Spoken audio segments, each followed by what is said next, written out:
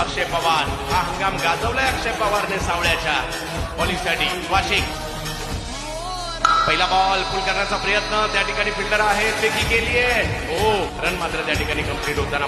अजूनही 5 मध्ये 20 पाहिजे. भावेश नाईक करतील का एअर स्ट्राईक, तेच त्या ठिकाणी आपल्याला पाहायचं आहे. यावेळेला भावेश नाईकचा एअर स्ट्राईक पाहायला मिळतोय. यावेळेलाही स्ट्रोक खेळलाय. हो, आई बॉल जातोय सीमारेषेच्या पार. 6-6-6. क्रिकेटचा खेळ असाच आहे, वेळ लावतो, मैदानात घेऊन येतो. 3 बॉल 8ची आवश्यकता आहे या मॅचला जिंकण्यासाठी. यावेळेला स्ट्रोक खेळलाय खरा, परंतु बॉल मागे मार्गस्थ होतोय. हो हो हो हो हो, यावेळेला एक वेगळ्या धाटीचा स्ट्रोक खेळलाय, परंतु आता तो जातो आहे एका धावेसाठी.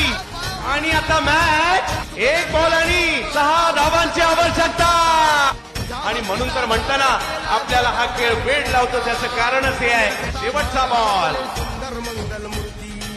हो, भिरकावून दिला बॉल. पाहूया, बॉल मात्र जातोय सीमा रेषा पार.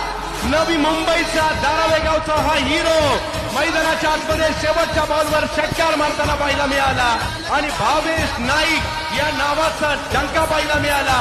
भावेश नाईकने केली आहे एअर स्ट्राईक आणि या मॅचला मात्र जिंकला जात आहे. अफलातून सामना. वाह.